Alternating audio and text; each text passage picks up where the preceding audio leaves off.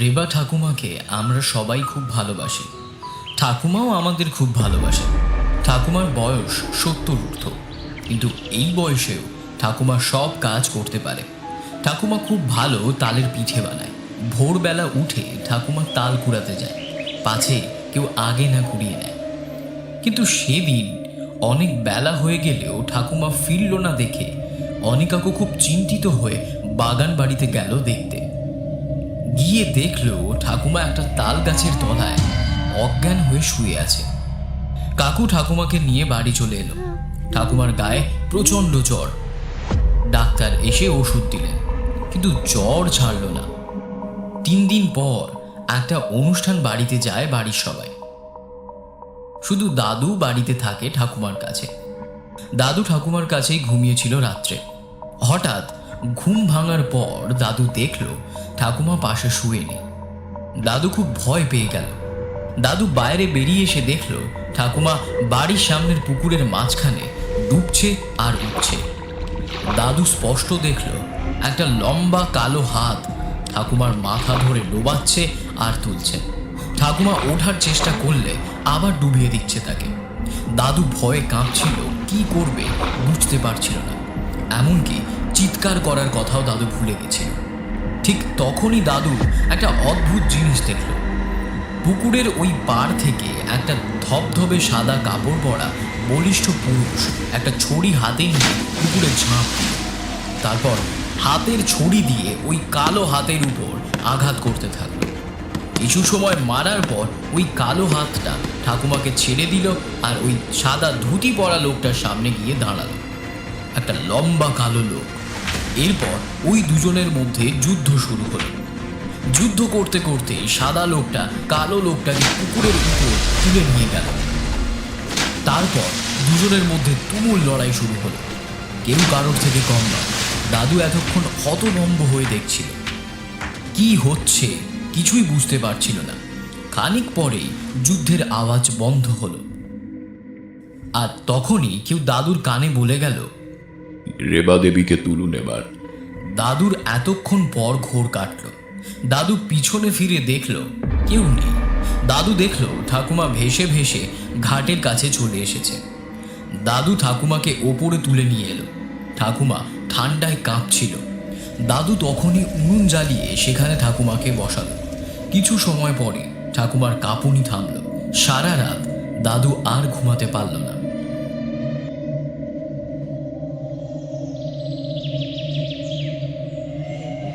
পরের দিন সকালে আমরা যখন ঠাকুমার খোঁজ নিতে গেলাম, তখন ঠাকুমা শুয়ে আছে আর দাদু বাইরে বসে আছে। দাদু আমাদের এসব কিছুই বলল না। বাবাকে ফাঁকে ডেকে কী সব বলছিল, মানে এই ঘটনাটাই বোধহয় বলছিল। আমি এই ঘটনার কথা জেনেছিলাম অনেক পরে। যাই হোক, দাদু বাবার সাথে কথা বলার পর বাবা সাইকেল নিয়ে বেরিয়ে গেল। বিকেলের দিকে দেখলাম বাবা অনিকাকুকে নিয়ে ফিরল। অনিকাকু খুব ভালো, সব সময় আমাদের পেছনে লাগে, আমাদের সাথে মজা করে। কিন্তু সেদিন কাকু কোনো কথা বলল না। পাড়ার সব বড়দের মুখ কেমন যেন চিন্তিত। আমরা ছোটরা আজও খেলছি, কিন্তু তেমন কোনো মজা পাচ্ছি না। সন্ধে হতেই সবাই যে যার বাড়িতে ঢুকে দরজা লাগিয়ে দিল। অন্যান্য দিন বাড়ির সামনে অনি কাকু, বাবা, গোপাল কাকু, রবি কাকুরা বসে গল্প করে, কিন্তু সেদিন কেউই এলো না। আমি খুব অবাক হলাম। মাকে জিজ্ঞেস করতে বকাও খেলাম। কেউ কিছুই বলছে না আমাদের। অনেক রাতে অনি কাকুদের বাড়ি থেকে চিৎকারের আওয়াজ কানে। বাবা, মা আর আমি খাটের উপর উঠে বসলাম। বাবা আমাকে মায়ের কাছে রেখে বাইরে গেল। আমিও যাব বলেছিলাম, কিন্তু মা বকে আমাকে বসিয়ে দিল। মাকে দেখলাম খুব ভয় পেয়েছে। আমি জিজ্ঞেস করলাম, কি হয়েছে কাকুর বাড়িতে? তুমি ভয় পাচ্ছ কেন মা? মা কিছুই বলল না, শুধু ঠাকুরের নাম করতে থাকলো। বাবা ভোরের দিকে ফিরেছিল। আমি ঘুমিয়ে পড়েছিলাম। বাবা আসার শব্দে ঘুম ভেঙে গেছিল আমার। আমি তবুও ঘুমের ভান করে শুয়ে থাকলাম কি হয়েছে তা শোনার জন্যে। বাবা যা বলল তাতে আমি ভয়ে মাকে জড়িয়ে ধরলাম। বাবা বলল দাদু রাতে ঘুম ভেঙে দেখে ঠাকুমা নাকি শূন্যে ভাসছে। দাদু তখনই চিৎকার শুরু করে। সেই চিৎকারের আওয়াজ শুনেই বাবা গেছিল। বাবা গিয়ে দেখে ঠাকুমা মেঝেতে শুয়ে আছে আর গোঙাচ্ছে। দাদু খাটের উপর বসে ভয়ে কাঁপছে। কাকু এক কোণে বসে কাঁপছে আর কাকিমা অজ্ঞান হয়ে পড়ে আছে। বাবা গিয়ে ঠাকুমাকে গায়ে হাত দিয়ে ডাকতেই ঠাকুমা বাবাকে এক হাত দিয়ে ছুঁড়ে ফেলে দিয়েছিল। এমনভাবে ঠাকুমা বাবাকে ফেলেছে যে বাবা নাকি 2-3 হাত দূরে গিয়ে পড়েছিল।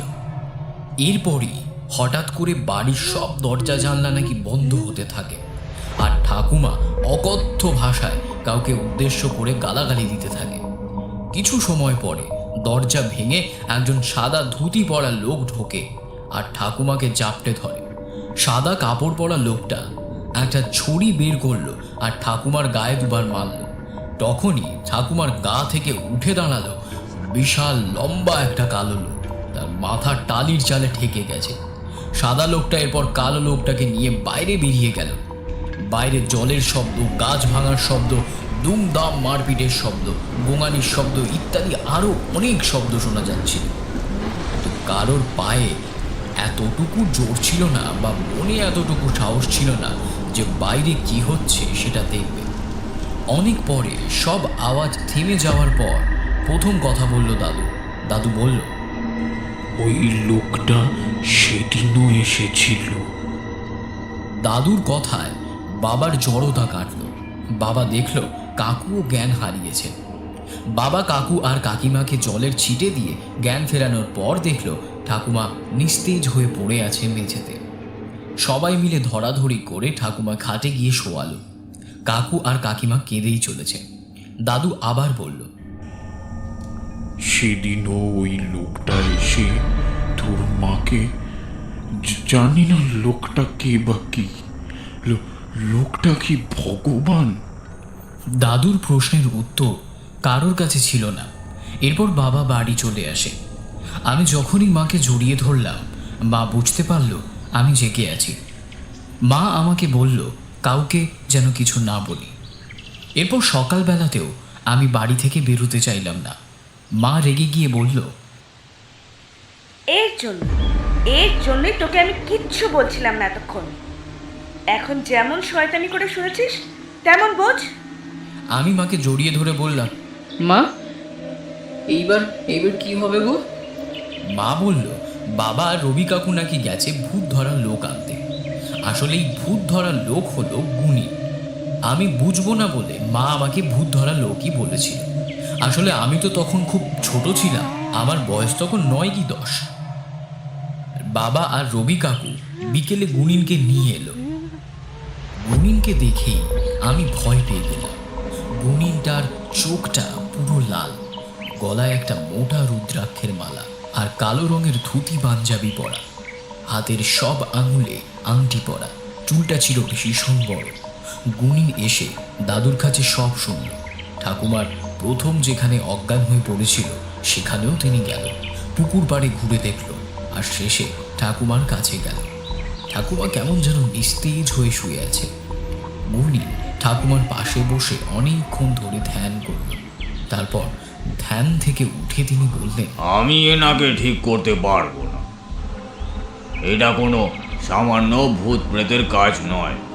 ওনাকে কাপুরুষ সাথে ধরেছে, আর ওনাকে যে বারবার বাঁচাচ্ছে সে হলো সুপুরুষা। কিন্তু সুপুরুষার শক্তি কাপুরুষার থেকে কম হয়, তাই বেশি দিন ওনাকে সুপুরুষা বাঁচাতে পারবে না। আমি আজকে রাতটা এখানে থাকবো। আপনারা কেউ এই ঘরে আসবেন না, যাই হয়ে যাক না কেন। এই বলে গুপি গুণিন নামমাত্র কিছু খেয়ে ঘরে ঢুকে ঘরের ভেতরে দরজা লাগিয়ে দিল। অনেক কাকু কাকিমা আর দাদু আমাদের বাড়িতে এলো। আজকে বাকি সবাই জেনে গেছে যে অনেক কাকুর বাড়িতে কি চলছে। গুপি গুণিন কাপুরুষা আর সুপুরুষাকে নিয়ে আরও কিছু কথা বলছিল। তা হলো, এতদিন ধরে যা শুনে এসেছি তাতে কোনো ব্রাহ্মণ মারা গেলে সুপুরুষা বা কালপুরুষ হয়। যে ব্রাহ্মণ পুণ্য অর্জন করে মারা যায় তারা সুপুরুষ হয়, আর যারা পাপ করে তারা কালপুরুষ হয়। গুপি গুণিন আবার বলা শুরু করলো, কাপুরুষা তাল গাছে থাকতে ভালোবাসে আর সুপুরুষা খিরিস গাছে থাকতে ভালোবাসে। কাপুরুষা যখন গাছ থেকে নামে তখন কেউ যদি ওই গাছের নিচে দাঁড়ায় তাহলে তাকে কাপুরুষা ধরে। কাপুরুষা ধরা খুবই বাজে ব্যাপার। যাকে ধরে তার মৃত্যু না হওয়া পর্যন্ত তাকে ছাড়ে না। হাতে গোনা কয়েকজন কুলীন আছে যারা কিছুটা লড়াই করতে পারে কাপুরুষার হাত থেকে মানুষকে বাঁচানোর জন্য, কিন্তু সব সময় সফল হয় না, কারণ কাপুরুষরা প্রচুর শক্তিশালী হয়। কাপুরুষা যেমন মানুষের ক্ষতি করার চেষ্টা করে, তেমনই সুপুরুষা মানুষের ভালো করে। যাই হোক, আমরা সবাই রাতের খাওয়া কোনো মতে খেয়ে একই ঘরে সবাই বসলাম। বড়রা বলাবলি করতে থাকলো কি হবে আজ। ছোট বলতে আমি একা। আমি মাকে জড়িয়ে ধরে বসে থাকলাম। সবাই চোখে মুখে ভয়, না জানি কি হবে আজ রাতে। দাদু আর কাকু মাঝে মাঝে কাঁদছে, বাবা মা কাকিমারা সান্ত্বনা দিচ্ছে। এমন সময় গাছ থেকে পড়ার মতো কিছু একটা আওয়াজ হলো। তার কিছু সময় পর গোপীগুণীর চিৎকার করে মন্ত্র আওড়ানোর শব্দ কানে এলো। মন্ত্রের কোনো কিছুই মাথায় ঢুকছে না। আমরা সবাই চুপ করে বসে আছি। কিছু সময় পরে সবই চুপচাপ, আর কোনো আওয়াজ হচ্ছে না। সবাই কান পেতে শুনতে থাকলো, কিন্তু না, আর কোনো আওয়াজ নেই। মিনিট 5 পরে আমাদের বাড়ির বাইরের দরজাতে ঠক ঠক আওয়াজ হলো। সবাই চমকে উঠল। আমার অবস্থা মনে হয় সব থেকে খারাপ ছিল। আমি এতটাই ভয় পেয়েছিলাম যে আমার হৃৎপিণ্ড জোরে জোরে ছুটতে লাগলো। এতটাই জোরে ছুটছিল যে আমি আমার নিজের হৃৎপিণ্ডের আওয়াজ শুনতে পাচ্ছিলাম। আমি আরও জোরে মাকে ধরলাম আর মায়ের কোলে মুখ লুকিয়ে কাঁদতে থাকলাম। পরে অবশ্য শুনেছিলাম যে একমাত্র দাদু ছাড়া বাকি সবারই অবস্থা আমার মতোই ছিল। বাড়ির বাইরের দরজাতে ধাক্কানোর আওয়াজ ক্রমশ বাড়ছিল। গোপীগুণীন বলেই দিয়েছিল যে যাই হোক না কেন আমরা যেন ঘর থেকে না বেরোই। এমনকি গোপীগুণীন যদি নিজে এসেও ডাকে তাও যেন না বেরোই। কিছুক্ষণ এইভাবে দরজাতে ধাক্কাধাক্কির আওয়াজ হওয়ার পর আওয়াজটা থেমে গেল। তারপরই আমরা স্পষ্ট শুনলাম কাকুর নাম ধরে বাইরে থেকে কেউ একটা ডাকছে। একবার, দুবার, 3 বার ডেকেই চলেছে। আমরা স্পষ্ট শুনতে পেলাম এ আর কারো গলা নয়, এ আমাদের রেবা ঠাকুমার গলা। আজকে 6 দিন হলো ঠাকুমা কোনো কথা বলেনি। তাহলে কি গোপীগুণীন তার কেরামতি দেখিয়ে দিয়েছে? সকলের মনটা খুশি হলো, কিন্তু বাবার মনে একটা খটকা লাগলো যে ঠাকুমা এতটা অসুস্থ হয়েও কিভাবে আমাদের বাড়িতে একা একা চলে এলো। গোপীগুণীন কেন এলো না? কাকু দরজা খোলার জন্য উঠতে যাচ্ছিল। বাবা বাধা দিয়ে বাবার খটকার কথাটা বলল কাকুকে। বাইরে তখনও ঠাকুমা ডেকে চলেছে, কখনো কাকুর নাম ধরে, কখনো কাকিমার নাম ধরে, আবার কখনো মায়ের নাম ধরে। কাকু আর কিছুই শুনল না, চলে গেল দরজা খুলতে। দরজা খুলে চারিদিক দেখল কাকু, কোথাও ঠাকুমা নেই। এইবার ঘরের বাইরে বের হলো অনি কাকু, আর এটাই হলো অনি কাকুর কাল। কাকু দেখল ঠাকুমার শরীরটা হাওয়ায় ভাসছে, আর ঠাকুমা কাকুকে দেখে অট্ট হাসি হাসছে। সেই হাসির আওয়াজ আমরাও শুনলাম, কি বিকট হাসি। কাকিমা ডুকরে কেঁদে উঠল। এমন সময় শোনা গেল কাকুর আর্ত চিৎকার, আর আমরা সবাই বাড়ির বাইরের দিকে ছুটলাম। বাড়ির বাইরে বেরিয়ে দেখলাম কেউ কোথাও নেই। কাকু উঠোনে শুয়ে রয়েছে। কাকুর মাথা ফেটে রক্ত পড়ছে। কাকুকে ধরাধরি করে তুলে বসানো হলো। মা একটা কাপড় নিয়ে এসে মাথাটা বেঁধে দিল। কাকু শুয়ে শুয়ে বলল, মা আমার মাথা ধরে থামে ঠুকে দিল। এই বলেই কাকু জ্ঞান হারালো। সকাল হতে তখনও আরও কিছুটা সময় বাকি ছিল। বাবা পাড়ার আরও 2 জনকে ডেকে কাকুকে নিয়ে হাসপাতালে গেল। আমি, দাদু, কাকিমা আর মা বাড়িতে থেকে গেলাম। সবচেয়ে আশ্চর্যের বিষয় এই যে এত কিছু হয়ে গেছে তার কোনো আওয়াজই পায়নি পাড়ার বাকি লোকেরা। আমরা আবার দরজা বন্ধ করে ঘরের মধ্যে এসে বসলাম। চারিদিকে নিস্তব্ধ, কোনো আওয়াজ নেই। আবার দরজায় আঘাতের শব্দ। আমি বোধহয় একটু ঘুমিয়ে গেছিলাম। এই শব্দে আবার ঘুম ভাঙল। উঠে বসে দেখলাম সবাই ভয়ে জুজুথুবু হয়ে বসে আছে, কারোর মুখে কোনো কথা নেই। দরজা ধাক্কানোর আওয়াজ হয়েই যাচ্ছিল। কিছু সময় পরে আবার সেই আগের মতো কাকুতির স্বরে শুরু হলো নাম ধরে ডাকা। সেই একই কণ্ঠস্বর, আর কেউই না, আমাদের রেবা ঠাকুমা। কখনো দাদুর নাম ধরে ডাকছে, কখনো কাকিমার নাম ধরে ডাকছে, আবার কখনো মায়ের নাম ধরে ডাকছে। সেই ডাকের মধ্যে এতটাই কাকুতি মিনতি ছিল যে দাদু আর নিজেকে সামলাতে পারল না। বলল, যাই হয়ে যাক, আমি বাইরে যাবই। সবাই মিলে দাদুকে বোঝানো হলো। দাদু কিছুতেই শুনল না, ঘর থেকে বেরিয়ে গেল। বাইরের ঘরের দরজা খোলার আওয়াজ পাওয়া গেল, ব্যাস, তারপর আর কোনো আওয়াজ পাওয়া যায়নি। কিছু সময় পর বাবার ডাকাডাকিতে ঘুমটা ভাঙল। ঘুম থেকে উঠে দেখলাম ভোর হয়ে গেছে। কেউ দরজার কাছে যেতে সাহসই পাচ্ছিল না। বাড়ির বাইরের দরজা খোলাই ছিল। দাদু বেরিয়ে যাওয়ার পর কেউ দরজা লাগাতে আর যায়নি। দাদুও আর ফিরে আসেনি। আমরা যে ঘরে আছি সেই ঘরের দরজাতে বাবা ধাক্কা দিচ্ছিল, ডাকাডাকি করছিল। অনেকক্ষণ পর মা দরজা খুলতে গেল। দরজা খুলে বাবাকে দেখে কেঁদে ফেলল মা। বাবা দাদুর কথা জিজ্ঞেস করায় মা রাতের ঘটনার কথাটা বলল। কাকিমা কাঁদতে কাঁদতে কাকুর কথা জিজ্ঞেস করলো। বাবা বলল, কাকু হাসপাতালে ভর্তি আছে, চোটটা একটু গুরুতর, ঠিক হতে সময় লাগবে। বাবা আবার পাড়ার 3-4 জন লোককে নিয়ে কাকুর বাড়ির দিকে গেল। আমরাও পিছন পিছন গেলাম। কাকুর বাড়িতে গিয়ে দেখলাম লণ্ডভণ্ড হয়ে আছে ঘরের সমস্ত। দাদু আর ঠাকুমার ঘরের দরজা ভাঙা। ঘরের ভিতর গুপিগুনিন উপুর হয়ে পড়ে আছে।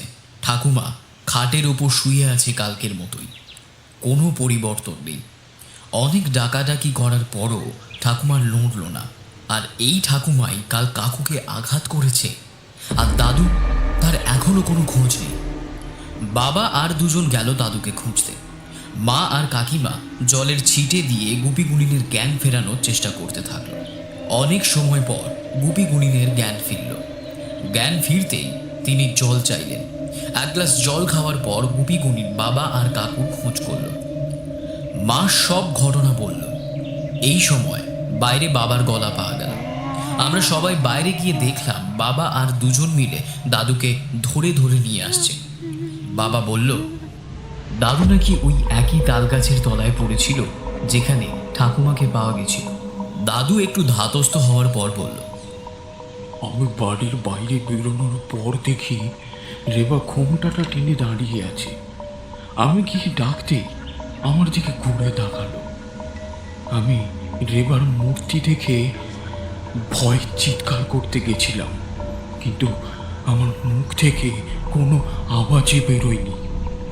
রেবার চুল খোলা ছিল, চোখ দুটো যেন ঠিকরে বেরোচ্ছিল, যেন আগুন জ্বলছে ওই চোখে।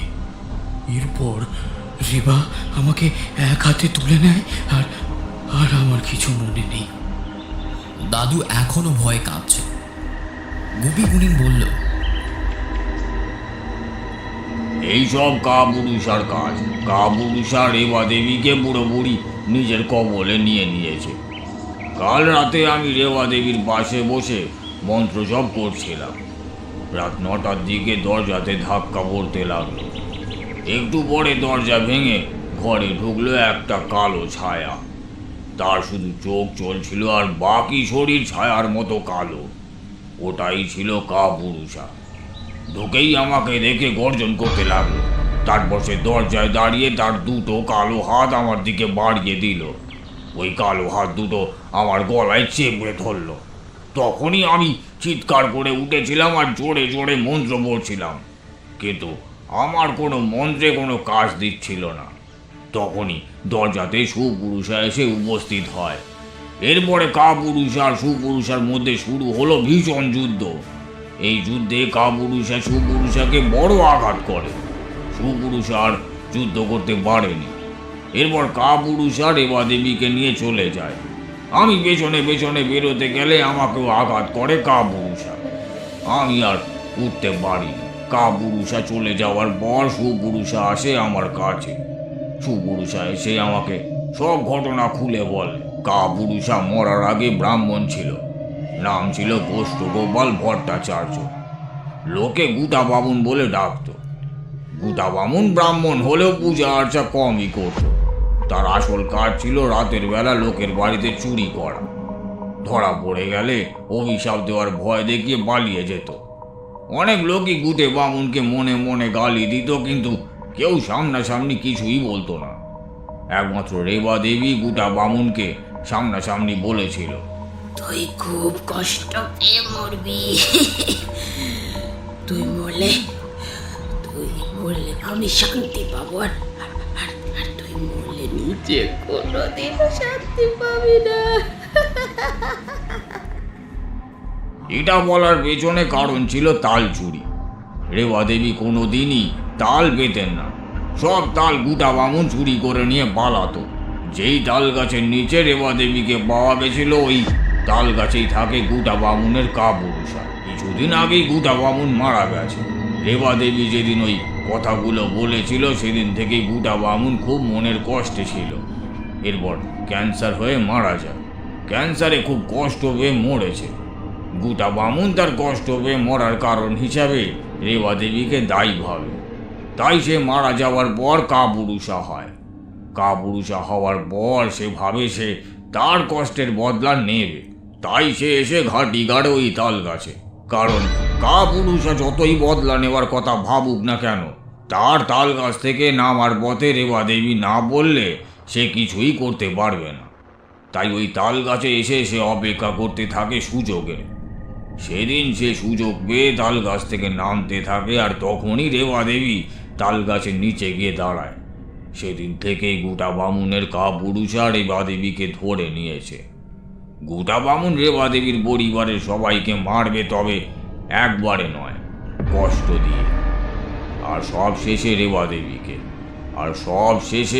দেবীকে সুপুরুষা এতদিন রেবা দেবীকে বাঁচিয়ে এসেছে, কিন্তু আর পারবে না। কারণ কাপুরুষা ওর কোমর ভেঙে দিয়েছে। তাই সুপুরুষা আর কাপুরুষার সাথে লড়তে পারবে না। এইভাবে লড়েও কোনো লাভ নেই, যতক্ষণ না কাপুরুষাকে শেষ করা যাবে। কাপুরুষাকে শেষ করা সহজ ব্যাপার নয়। যে গুণী নেতা পারবে তার ঠিকানা দিয়ে গেছে সুপুরুষা।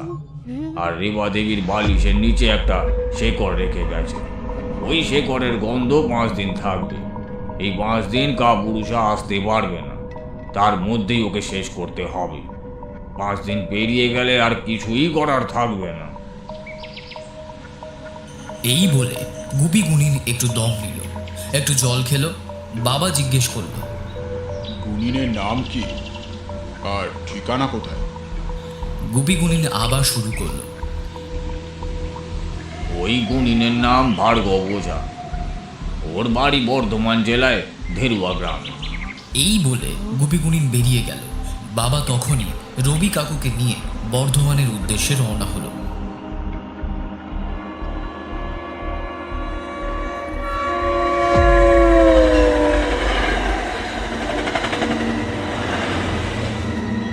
পরের দিন ধেরুয়া গ্রামে পৌঁছে খারাপ খবর পাওয়া গেল, ভাগর্ব ওঝা বাড়িতে নেই, পাশের গ্রামে গেছে। তখনই বাবারা পাশের গ্রামে গেল। গিয়ে দেখল ভাগর্ব ওঝা একজনের বাড়িতে যজ্ঞ করছে। ওখানে গিয়ে ওনাকে সব বলাতে উনি বললেন, কাপুরুষাকে মারার জিনিসপত্র জোগাড় করতে আমার 2 দিন লাগবে। তারপর 3য় দিন আমি উপস্থিত হব আপনার বাড়িতে। বাবা দেখল 3য় দিন মানে 5ম দিনে, অর্থাৎ শেকড়ের গন্ধ শেষ হওয়ার দিন। বাবা ওই কথা ভাগর্ব ওঝাকে বললেন। উনি বললেন, চিন্তা করবেন না, আমি সঠিক সময়ে পৌঁছে যাব। রবি কাকু ভগু গুনিনের সাথে থেকে গেল, আর বাবা ফিরে এলো বাড়িতে। ভগু গুনিন অনেক জিনিস জোগাড় করে রাখতে বলেছিল। 3 মণ আম কাঠ, 5 সহস্র বেলপাতা, 5 লিটার দুধ, 2 বাটি মোষের বা ছাগলের রক্ত, ফুল, 10 কিলো ঘি, 1 কিলো মধু, জুন, তালপাতা, আম পাতা ও পাটকাঠি। বাবা ফিরে এসে এইসব জোগাড় করার কাজে লেগে গেল। পঞ্চম দিনের দিন বিকেল হয়ে গেলেও রবি কাকু বা ভাগর্ব ওঝা কেউই এলো না। সবাই খুবই চিন্তিত হয়ে উঠল। অনি কাকু হাসপাতাল থেকে ছাড়া পেয়ে আজই এসেছে, এখন তিনি সুস্থ। ঠিক সন্ধ্যার মুখে রবি কাকু ভাগর্ব ওঝাকে নিয়ে এসে পৌঁছালো। সবাইয়ের চিন্তার অবসান হলো, কিন্তু ভাগর্ব ওঝা যজ্ঞ নিয়ে যা বলল তাতে সবাই ভয়ে সিঁটিয়ে গেল।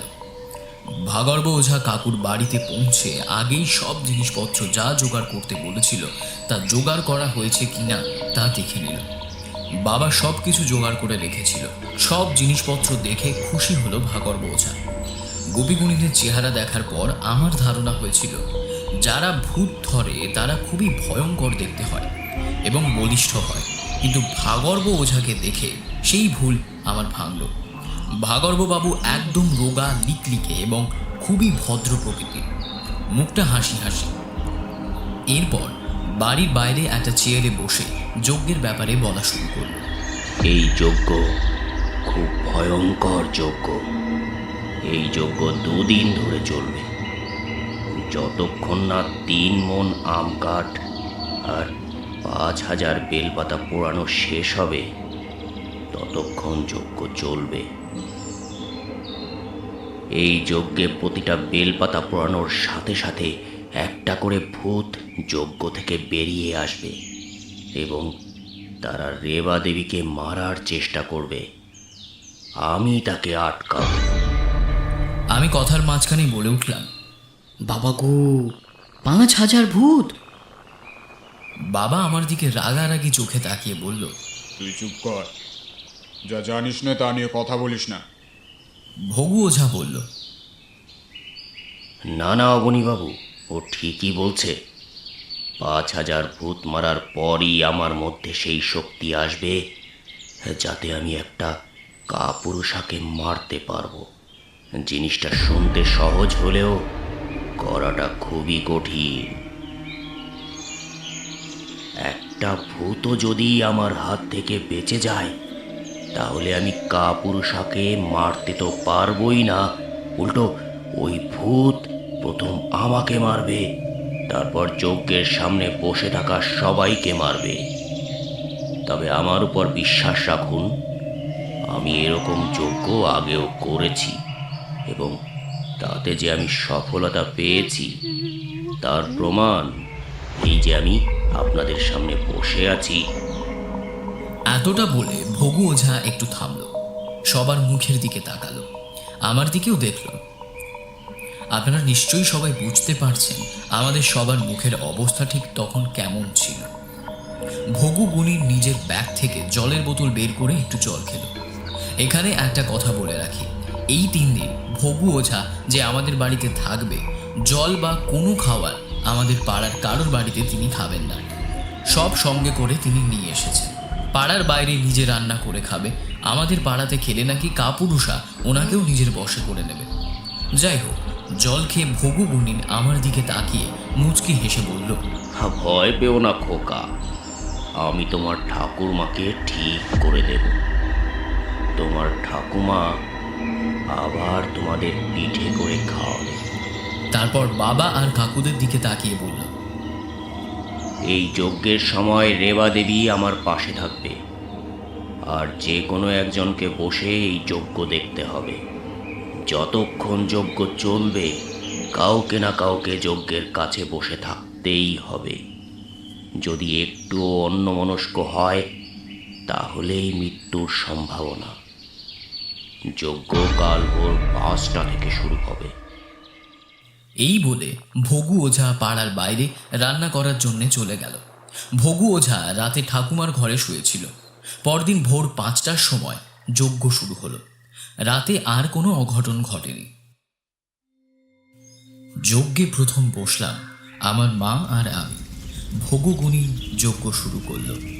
যজ্ঞ শুরু করার আগে কাকুদের বাড়ির চারিদিকে একটা গণ্ডি টেনে দিল। যজ্ঞ শুরু করার ঘণ্টাখানেক পর ভগু ওঝা প্রথম বেলপাতা দিল, আর তখনই যজ্ঞের আগুন থেকে একটা বিভৎস চেহারা ভেসে উঠল। তার চোখ মুখ থেকে ধোঁয়া বেরোচ্ছে, মুখ থেকে লালা ঝরে পড়ছে। মাথার খুলি নেই, খুলি থেকেও ধোঁয়া বেরোচ্ছে। যজ্ঞের আগুন থেকে বেরিয়ে ঠাকুমার দিকে হাঁ করে গেল। কি ভয়ঙ্কর সেই হাঁ, ঠাকুমাকে যেন পুরো গিলে নেবে। আমি ভগু ওঝার গায়ে হাত দিলাম, অমনি ভগুগুলি পাথরের বাটি থেকে একটু তরল নিয়ে যজ্ঞের আগুনে দিল, আর সঙ্গে সঙ্গে একটা বিকট চিৎকার করে ওই বিকট মুখটা মিলিয়ে গেল। ভগু ওঝা চোখ বন্ধ রেখেই বলল, সাবাস খোকা। এই জন্যই একজনকে যজ্ঞের কাছে থাকতে বলেছিল ভগু ওঝা, কারণ যজ্ঞ চলাকালীন ভগু ওঝা চোখ বন্ধ করে থাকবে, আর যখনই কোনো ভূত যজ্ঞ থেকে উঠবে তখনই যে যজ্ঞের কাছে বসে থাকবে সে গুণিনের গায়ে হাত দেবে। দেরি করা চলবে না, দেরি করলেই মৃত্যুর সম্ভাবনা। ভগগুণিনের গায়ে হাত দিলেই ভগগুণিন ওই পাথরের বাটিতে রাখা তরল যজ্ঞের আগুনে দেবে, আর তাতে ভূত মরবে। ওই তরল মধু, ছাগলের রক্ত আর ভগগুণিনের সঙ্গে করে নিয়ে আসা আরও কিছু দিয়ে বানানো। যাই হোক, প্রথম ভূত মারার পর আমার সাহস যেন একটু বেড়ে গেল, আর আমি একটু মজাও পেলাম। ভগু ওঝা আবার মন্ত্র পাঠ করতে শুরু করল। আবার কিছু সময় পর একটা বেলপাতা দিল, অমনি আবার একটা ভূত বের হলো। এর মাথা নেই। আমি আবার ভগু ওঝার গায়ে হাত দিলাম, আর ভগু ওঝা আবার একই কাজ করলো, আর ভূতটা মিলিয়ে গেল। এইরকম পরপর ভূত বেরোতে থাকলো। কারো হাত নেই, কারো পা নেই, কারো দুটো চোখ নেই, কারো বিশাল বড় বড় দাঁত, খুব ভয়ঙ্কর ভয়ঙ্কর সব চেহারা। সব ভূতকে একে একে মারতে লাগলো ভগু ওঝা। এইভাবে প্রায় 10 ভূত মারার পর কাকু এলো আমাদের জায়গায়। আমি আর মা বিশ্রাম নিতে গেলাম। 3-4 ঘন্টা পর বাবা গেল, আর কাকু ফিরে এলো। কাকু ফিরে আসতে কাকুকে জিজ্ঞেস করলাম, আচ্ছা কাকু, তুমি কি দেখলে? কাকু তার ভয়ঙ্কর অভিজ্ঞতার কথা শোনালো। কাকুর সামনেও একই ধরনের ভূত বেরোচ্ছিল যজ্ঞ থেকে, তবে তার মধ্যে দুটো ভূত খুব ভয়ঙ্কর ছিল। একজনের হাতে তার মুন্ডুটা ধরা ছিল, সেই মুন্ডুর গলা থেকে রক্ত গড়িয়ে পড়ছিল। আর একজনের মাথা নেই, পেটটাই তার মুখ। বিশাল বড় ভুঁড়িটাকেই হা বানিয়ে গিলতে আসছিল ঠাকুমাকে। কাকিমা ভয় পেয়ে মুখে হাত দিল। আমি কাকিমাকে বললাম, কাকিমা, তুমি ভয় পেও না, কেউই কিচ্ছু করতে পারবে না। ওই ভূতগুলো কিচ্ছু করতে পারবে না, কারণ ভগু ওঝা আছে ওখানে। তুমি নিশ্চিন্তে থাকো, কেমন? এইখানে একটু বলে রাখ যে শেষ ভূত মারার পর যখন ভগু ওঝা কাপুরুষাকে ডাকবে, তখন ভগু ওঝাকে 3 জন মিলে ধরে রাখতে হবে, আর ঠাকুমাকে 2 জন মিলে ধরে রাখতে হবে। এরপর ঝড় তুলে কাপুরুষা আসবে আর ওই আগুন থেকে উঠবে। উঠেই প্রথমে ভগু ওঝাকে আক্রমণ করবে। কাপুরুষার আক্রমণ করার আগে তাকে বন্দি করতে হবে, না হলে সে সবাইকে মেরে ফেলবে। কাপুরুষা বন্দি হবে একটা লোহার পেরেকে। সেই লোহার পেরেক পুঁতে আসতে হবে কোনো এক অশ্বত্থ গাছে। ওই পেরেক সঙ্গে করে নিয়ে যাওয়া যজ্ঞের থেকেও নাকি মারাত্মক একটি কাজ। ভগু ওঝার এইসব কথা ভাবছিলাম আর ভয় পাচ্ছিলাম। কাকিমা বসে বসে কাঁদছিল, মা কাকিমাকে সান্ত্বনা দিচ্ছিল। দাদু বলল, চিন্তা করো না বৌমা, সব ঠিক হয়ে যাবে, সব ঠিক হয়ে যাবে। আমরা এইসব বলা বলি করছিলাম, তখনই বাবার চিৎকার শোনা গেল। আমরা সবাই খুব ভয় পেয়ে দৌড় লাগালাম যজ্ঞের দিকে। যজ্ঞস্থলে গিয়ে দেখি বাবা অজ্ঞান হয়ে পড়ে আছে। ভাগর্ভ ওঝা মন্ত্র পড়েই চলেছে, হাতে বেলপাতা ধরা। আমি দৌড়ে গিয়ে ভগু ওঝার কাছে পৌঁছানোর আগেই তিনি বেলপাতা যজ্ঞের আগুনে দিল, আর সঙ্গে সঙ্গে এক বিশাল আকারের দৈত্যের মতো শরীর নিয়ে একটা ভূত বেরোলো। কাকিমা তাকে দেখেই অজ্ঞান হয়ে গেল। দৈত্যটা ঠাকুমার গলা চেপে ধরেছে। আমি দৌড়ে গিয়ে ভগু ওঝাকে ছুলাম। ভগু ওঝা তখনই পাথরের বাটি থেকে ওই তরল যজ্ঞে দিতেই ওই দৈত্য মিলিয়ে গেল। উফ, বাঁচা গেল। আর একটু দেরি হলেই সব শেষ হয়ে যেত। বাবাকে সবাই মিলে ধরাধরি করে ভিতরে নিয়ে যাওয়া হলো। কাকু বসলো যজ্ঞের কাছে। বাবার জ্ঞান ফিরলে বাবা বলল, যজ্ঞ থেকে এত ধোঁয়া বেরোচ্ছিল যে সব ঠিক করে দেখা যাচ্ছিল না।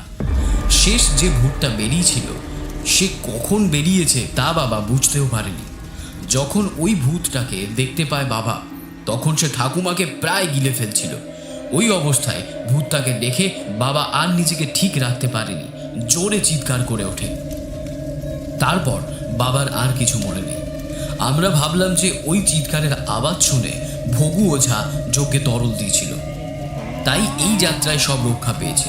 না হলে কি যে হতো ভাবতেই গা হাত পা ঠান্ডা হয়ে এসেছে।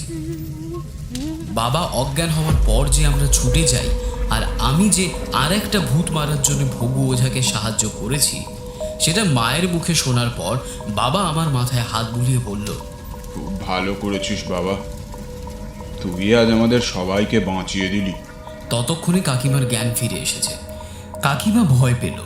কাকিমা বলতে থাকলো উনি বসলেই নাকি আবার কোনো অঘটন ঘটবে। অগত্যা কিছু সময় পর আমি আর মা আবার গেলাম কাকুকে বিশ্রাম দেওয়ার জন্য। এইভাবে আমরা পালা করে করে যজ্ঞের কাছে বসছিলাম। ভগু ওঝা কিন্তু একবারও উঠল না। দ্বিতীয় দিনের বিকেল বেলার দিকে যজ্ঞ শেষ হওয়ার সময় হলো। শেষ বেলপাতা দেওয়ার আগে আমরা সবাই যজ্ঞস্থলে উপস্থিত হলাম। এখন আসল কাজ, যার জন্যে এত যজ্ঞ সে এবার আসবে। ভগু ওঝার দিকে তাকানো যাচ্ছে না, তার মুখ লাল হয়ে গেছে, গোটা শরীর ঘামে ভেসে যাচ্ছে। শেষ বেলপাতা দেওয়ার সাথে সাথেই অন্তিম ভূতের আবির্ভাব হলো। এই ভূতটা মনে হলো একটু নিরীহ মতো, ঠাকুমার দিকে গেল না, ভগু ওঝা যজ্ঞের আগুনেই ওকে মেরে ফেলল। আমরা এইবার যে যার জায়গা নিলাম। ভগু ওঝাকে ধরল বাবা, অনি কাকু আর মা। ঠাকুমাকে ধরলাম আমি আর রবি কাকু। আমার আসার কথা ছিল না, আসার কথা ছিল রবি কাকু আর কাকিমা, কিন্তু কাকিমা কিছুতেই আসতে চাইছিল না। তাই বাবা বলল অপু পারবে, ওকেই নিয়ে চল। শেষ বেলপাতা দেওয়ার পর ভগু গুণিন চোখ খুলল। তার চোখ পুরো লাল হয়ে গেছে। চারিদিকে একবার চেয়ে দেখে নিল সব ঠিকঠাক আছে কিনা। সব দিক দেখে নিয়ে একটা বড় নতুন পেরেক হাতে নিল। ওই পেরেকেই নাকি ধরা পড়বে কাপুরুষা। ভগু গুণিন কাপুরুষাকে ধরার কৌশল আগে আমাদের বলে দিয়েছিল। কাপুরুষা যখন যজ্ঞের আগুন থেকে বেরোবে তার ঠিক আগের মুহূর্তে আগুন একবারের জন্য বিশাল আকার ধারণ করবে। তারপরে আস্তে আস্তে মাথা বেরোবে কাপুরুষার। দুটো হাত বেরোনোর আগে যেভাবেই হোক সমস্ত আগুন নিভিয়ে ফেলতে হবে। দুটো হাত বেরিয়ে পড়লে আর কিছুই করার থাকবে না, সব শেষ হয়ে যাবে। আগুন নেভানোর জন্য একটা মন্ত্রপুত জল গোপাল কাকুকে দিয়েছে ভগু ওঝা। ওই জল যজ্ঞের চারিদিকে ছড়াতে ছড়াতে 7 বার ঘুরতে হবে। ভগু ওঝা বাকি পড়ে থাকা কাঠ ঘি যজ্ঞে দিয়ে মন্ত্র পড়া শুরু করলো। প্রায় আধ ঘন্টা পরে ঘরের মধ্যে ঝড় উঠল, বিভৎস সব আওয়াজ হতে শুরু করল। অনেক লোক একসাথে কাঁদলে যেমন আওয়াজ হয় সেই রকম আওয়াজ হতে থাকল। কিছু সময় এই সব আওয়াজ হওয়ার পর সব আওয়াজ থেমে গেল। এখন সবাই আগুনের দিকে তাকিয়ে আছে। হঠাৎ আগুন গোটা ঘরে ছড়িয়ে পড়ল, আর ঠিক তারপরেই একটা কালো বড় মাথা বেরোতে শুরু করল যজ্ঞের আগুন থেকে। আগুন যখন গোটা ঘরে ছড়িয়ে পড়েছিল তখন সেই আগুনের ভয়ে গোপাল কাকু ভয় পড়ে গেছিল।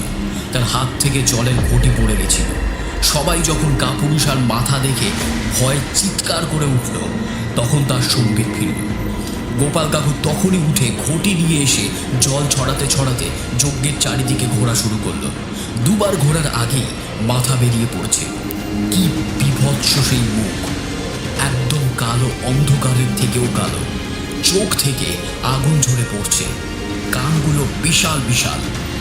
মাথা বেরোনোর পর আস্তে আস্তে বাম হাত বেরোতে থাকলো যজ্ঞ থেকে।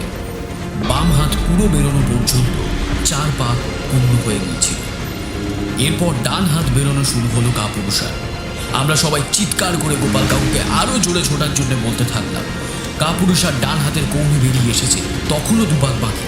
হাতের কবজি দেখা যাচ্ছে আরো 1 পাক। এরপরই অন্ধকার, কাউকে দেখা যাচ্ছে না। আমি শেষ দেখেছিলাম কাপুরুষার 3টে আঙুল, আর কিছুই দেখতে পাইনি। সব অন্ধকার হয়ে গেছিল। একটু পরে অন্ধকার কেটে গেল। আমরা দেখলাম যজ্ঞের আগুন নিভে গেছে। গোপাল কাকু বসে হাঁপাচ্ছে। ভগু ওঝার মুখে চওড়া একটা হাসি। ভগু ওঝা সবার দিকে তাকিয়ে বলল, আমরা সফল হয়েছি। সবার মুখে হাসি ফুটে উঠল। বাবা আর অনি কাকু গিয়ে গোপাল কাকুকে জড়িয়ে ধরল। গোপাল কাকু শেষ পর্যন্ত বেড়েছিল 7 বার চক্কর দিয়ে জল ছড়াতে। ভগু ওঝা বলল, এখনই এত আনন্দ করবেন না, এখনো আসল কাজটা বাকি। এই পেরেক এখন পুঁতে আসতে হবে এখান থেকে 3 মাইল দূরের একটা অশ্বত্থ গাছে। এই বলে একটা পেরেকের দিকে আঙুল দেখালো ভগু ওঝা। এটা সেই নতুন বড় পেরেকটা যেটা কাপুরুষাকে ডাকার আগে হাতে নিয়েছিল ভগু ওঝা। সেই পেরেকটা এখন যজ্ঞের ছাইয়ের মধ্যে পড়ে আছে। ভগু ওঝা বাইরে বেরিয়ে গেল। আমরা যে যেখানে ছিলাম সেখানেই বসে থাকলাম। আমাদের সবার মুখ শুকিয়ে গেল। আবার সমস্ত আনন্দ আবার চিন্তায় পরিণত হলো। এইবারে আসল কাজ। ভগু ওঝার কথায় কাপুরুষাকে মারা যায় না, শুধুমাত্র বন্দি বানানো যায়। যতদিন পেরেক অসত্য গাছে পোতা থাকবে ততদিন কাপুরুষা বন্দি থাকবে। যেদিন কেউ ওই পেরেক উপড়ে ফেলবে সেই দিন আবার কাপুরুষা মুক্ত হয়ে যাবে। মুক্ত হয়ে আগে তার মুক্তকারীকে মারবে আর তারপর আবার এইখানে এসে আমাদের পরিবারের ক্ষতি করার জন্য উপস্থিত হবে।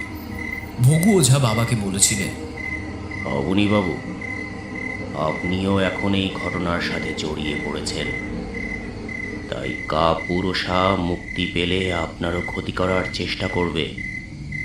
পেরেক যজ্ঞের ছাই থেকে তোলার পর আর কোথাও রাখা যাবে না, একদম গাছে গিয়ে পুঁতে দিতে হবে। ভগু ওঝা পেরেক নিয়ে যাওয়ার পদ্ধতি সম্পর্কে যা বলেছিল তা শুনে সবার গলা শুকিয়ে কাঠ হয়ে গেছিল। যজ্ঞ শেষে পেরেকে বন্দি থাকা কাপুরুষাকে পুঁতে আসতে হবে এখান থেকে 3 মাইল দূরে একটা অশ্বত্থ গাছে। এই কাজটা আজকে রাতের মধ্যেই করতে হবে। সকালের আলো ফোটার আগেই এই পেরেক নিয়ে যেতে হবে শুধুমাত্র 2 জনকে। 2 জনের বেশি আর কেউ যেতে পারবে না। আমার হাতে থাকবে পেরেকটা, আর আমার সাথে যে যাবে তার হাতে থাকবে একটা মন্ত্রপুত জলের ঘটি। পেরেক বন্দি কাপুরুষাকে নিয়ে যাওয়ার সময় বন্দি কাপুরুষা আমাকে তার আয়ত্তে আনার চেষ্টা করবে। আমার মাথা বা পেরেক কোনোটাও যদি মাটি স্পর্শ করে তাহলে কাপুরুষা মুক্ত হয়ে যাবে আর সবাইকে মেরে ফেলবে। একটু দম নিল ভাগর্ভ বাবু, তারপর আবার শুরু করলো। এছাড়াও অনেক বাধা আসবে আমাদের যাত্রাপথে। সব বাধা অতিক্রম করে আমরা যদি অশ্বত্থ গাছ পর্যন্ত পৌঁছে পেরেকটা পুঁতে আসতে পারি তাহলেই যজ্ঞ সফল হবে। আপনারাও শান্তি পাবেন আর আমার কাজও শেষ হবে। বাবা জিজ্ঞেস করলেন, কি ধরনের বাধা আসতে পারে? ভগু ওঝা বললেন, কাপুরুষা আমাকে ভর করলে আমি আস্তে আস্তে মাটিতে শুয়ে পড়ব। আমি দাঁড়িয়ে থাকার চেষ্টা করলেও কয়েক সেকেন্ডের মধ্যে মাটিতে পড়ে যাব।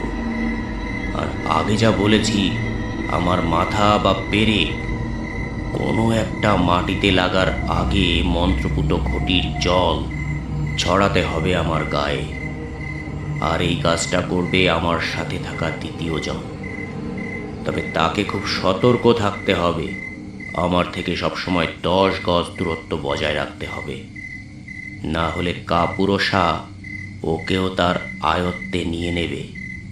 আর তা যদি হয় তাহলে তার পরিণতি আপনারা নিশ্চয়ই বুঝতে পারছেন। অনি কাকু বললেন, এতটা দূরত্ব যখন বজায় রাখতে হবে তাহলে তো আপনার ওপরে সবসময় নজর রাখতে হবে। ভগুবাবু বললেন, বাকি অশুভ শক্তিরা আমার কোনো ক্ষতি করতে পারবে না। আর ওই মন্ত্রপুত জলের ঘটি যতক্ষণ কারো হাতে থাকবে ততক্ষণ তারও কিছু করতে পারবে না। ওরা শুধুমাত্র পথে বাধা দেওয়ার চেষ্টা করবে, ভয় দেখাবে, রাস্তায় গোলকধাঁধা সৃষ্টি করবে, যাতে আমরা সকালের আগে কোনোভাবেই অশ্বত্থ গাছে পৌঁছাতে না পারি। আমার সাথে যে যাবে তার কাছে একটা হাতুড়ি থাকবে।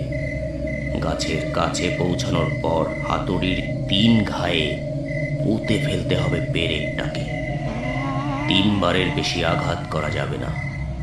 3 বার আঘাত করেও যদি পেরেক পোতা না যায় তাহলে আর কিছুই করার নেই। যতটা পোতা হয়েছে ততটাই রেখে চলে আসতে হবে। আর এই আশা করতে হবে পেরেকটা যেন কোনোভাবেই উপড়ে না যায়।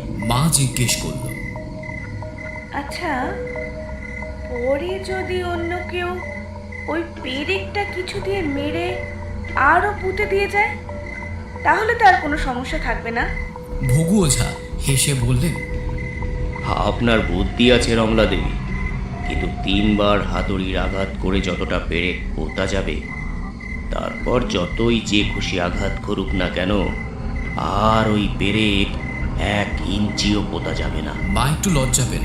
বাবা বলল, অনি এখনো অতটাও সুস্থ নয় যে ভার্গব বাবুর সঙ্গে যেতে পারবে। তাই আমি ঠিক করেছি যে আমি ভার্গব বাবুর সাথে যাব। ভগু ওঝা বলল, খুব ভালো অবনীবাবু, আমিও এটাই ভাবছিলাম। সবচেয়ে যেটা গুরুত্বপূর্ণ বিষয় সেটা হলো আমি পেরেক হাতে নেওয়ার পর আর আপনি মন্ত্রপুত জলের ঘটি হাতে নেওয়ার পর আর কোনো কথা বলতে পারবেন না। তাই আমি আপনাকে সাহায্যের জন্য ডাকতেও পারবো না বা কিছু করার কথা বলতেও পারবো না। আপনাকে সব সময় আমার দিকে নজর রেখে চলতে হবে। আর একটা কথা, বাড়ি থেকে বেরোনোর পর আর পেছন ফিরে তাকানো যাবে না পেরেক না পোতা পর্যন্ত। এই বলে বাবাকে আরেকটু দূরে নিয়ে গেল ভগু ওঝা। মা খুব চিন্তিত, মায়ের একটু ইচ্ছে নেই যে বাবা যাক। কাকু বলল, বৌদি, অবনীদা আর তুমি যা করছো আমাদের জন্য, তা কখনো ভোলার নয়। মা আমার মাথায় হাত বোলাতে বোলাতে বলল, কি বলছো কি ঠাকুরপো? ও তো তার কাকিমার জন্য করেছে। আর তাছাড়া আমরা যখন এই ঘটনার সঙ্গে জড়িয়েই পড়েছি, তখন একে শেষ না করলে তো আমাদেরও ক্ষতি হবে। আসলে অনি কাকু বাবার নিজের ভাই না হলেও খুড়তুতো ভাই, বাবার নিজের কাকুর ছেলে। আমার নিজের দাদু আর ঠাকুমা মারা গেছে অনেক বছর। বাবা কাকু আর কাকিমাকে খুব ভালোবাসে। ছোট দাদুও বাবাকে ভালোবাসে, আর ঠাকুমাকে তো পাড়ার সবাই খুব ভালোবাসে। বাবা আর ভগু ওঝা ফিরে এলো। ভগু ওঝা ঘটির জল মন্ত্রপুত করলেন। তারপর একটু জল খেয়ে পেরেকটা যজ্ঞের ছাই থেকে তুললেন। পেরেক তোলার ধরন দেখে মনে হলো পেরেকের ওজন অনেক বেড়ে গেছে। বাবা মন্ত্রপুত ঘটি হাতে তুলে নিল। তারপর একবার আমাদের সকলের দিকে তাকিয়ে বাড়ি থেকে বের হয়ে গেল। মা বাবাকে বলল, সাবধানে যেও। আমরা সবাই বাড়ির দরজা পর্যন্ত গেলাম। বাইরে অন্ধকার নেমে এসেছে।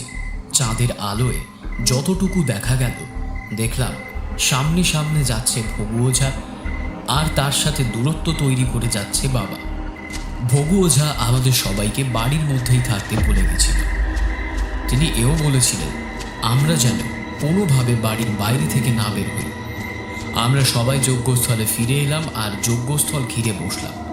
ঠাকুমা এখনও একইভাবে বসে আছে, কোনো পরিবর্তন নেই। ভগুবাবু বলেছিলেন তিনি ফিরে এসে ঠাকুমাকে ঠিক করে দেবেন। আমি শুধু ভাবতে থাকলাম বাবা আর ভগু ওঝা ঠিকঠাক কাজটা করে ফিরবে তো। বাবা আর ভগু ওঝা কিছু দূর যাওয়ার পর একটা বাঁশ বন পড়ল। এই বাঁশ বনের ভিতর দিয়ে যেতে হবে তাদের। ভগু ওঝা যন্ত্রের মতো এগিয়ে চলেছে, কোনো দিকে না তাকিয়ে। বাবা সব সময় তার দিকে নজর রেখে চলেছে। বাঁশ বনের ভিতরে ঢুকলো ভগু ওঝা। তার সাথে 10 গজ দূরত্ব রেখে বাবাও ঢুকলো তার পেছন পেছন। কিছুটা যাওয়ার পর ভগুবাবু দাঁড়িয়ে পড়ল। বাবা বিপদের সংকেত পেল। বাবা ছুটে গেল ভগু ওঝার কাছে। গিয়ে দেখল একটা বাঁশ রাস্তার উপর ঝুঁকে পড়েছে। মাটির ওপর শুয়ে আছে বাঁশ গাছটা। এইটা ঝাপড়ির কাজ। ভগু ওঝা বাবাকে ফাঁকে ডেকে এইসব জিনিসের কথাই বলেছিল। ঝাপড়ি হলো এক প্রকারের ডাইনি। এরা রাস্তার উপর বাঁশ ঝুঁকিয়ে বসে থাকে। কেউ ওই বাঁশ গাছ ডিঙিয়ে যাওয়ার জন্য পা বাড়ালেই ঝাপড়ি বুড়ি বাঁশ ছেড়ে দেয়, আর ওই লোক বহু দূরে গিয়ে পড়ে এবং মারা যায়। ঝাপড়ির সামনে পড়লে কি করতে হবে তাও বলে দিয়েছিলেন ভগু ওঝা। বাবা তাই করলো। বাবা একটা ঢিল ছুড়ল বাঁশের গোড়ার দিকে। সঙ্গে সঙ্গে বাঁশের গাছের আগাতে দেখা গেল ঝাপড়ি বুড়িকে। সাদা কাপড় পরা একটা বুড়ি, তার একদম সাদা ধবধবে সনের মতো খোলা চুল বাতাসে উঠছে। বাবা ভয় না পেয়ে ভগু ওঝার পূর্ব কথা অনুযায়ী বুড়ির গায়ে মন্ত্রপুত জল ছুড়ে দিল। মন্ত্রপুত জল গায়ে পড়ার সাথে সাথে ঝাঁপড়ি বুড়ি চিৎকার করে উঠল আর বাঁশ গাছ থেকে পালিয়ে গেল। আর বাঁশটা ধনুকের থেকে ছাড়া পাওয়া তীরের গতিতে উপরের দিকে উঠে গেল। ভগু ওঝা আবার কোনো দিকে না তাকিয়ে হাঁটা শুরু করল। বাবা ভাবল, যাক, প্রথম বিপদটা না হয় কাটানো গেল।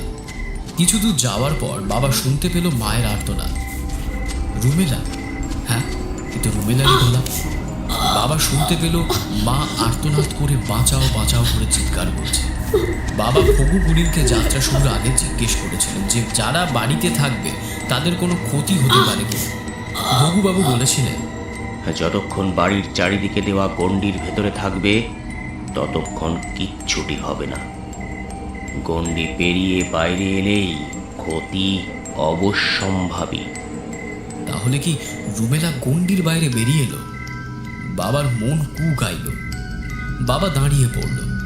বাবা পিছনে ঘুরে তাকাতে যাবে তখনই মনে পড়ল ভগু ওঝার কথা। কিছু অশুভ শক্তির পরিবারের লোকজনের গলা ধরে ডাকতে পারে যাতে আপনি পিছন ফিরে দেখেন বা কথা বলে দেন, কিন্তু কিছুতেই বিচলিত হলে চলবে না, শুধুমাত্র সামনের দিকে এগিয়ে চলতে হবে। বাবা তাই করল। কিছু সময়ের জন্য দাঁড়িয়ে পড়লেও আবার চলা শুরু করল। হাঁটা শুরু করতেই মায়ের গলার আওয়াজ মিলিয়ে গেল। আর কোনো আওয়াজ নেই। বাবা তখন ভাবল সব কিছু ঠিক আছে।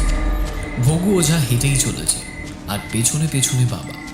কিছু দূর যাওয়ার পর চাঁদ মেঘে ঢাকা পড়ল।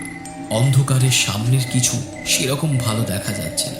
মেঘ সরে যেতেই বাবা দেখল ভগু গুণিন টলতে টলতে শুয়ে পড়েছে, পিঠ ঠেকে গেছে মাটিতে।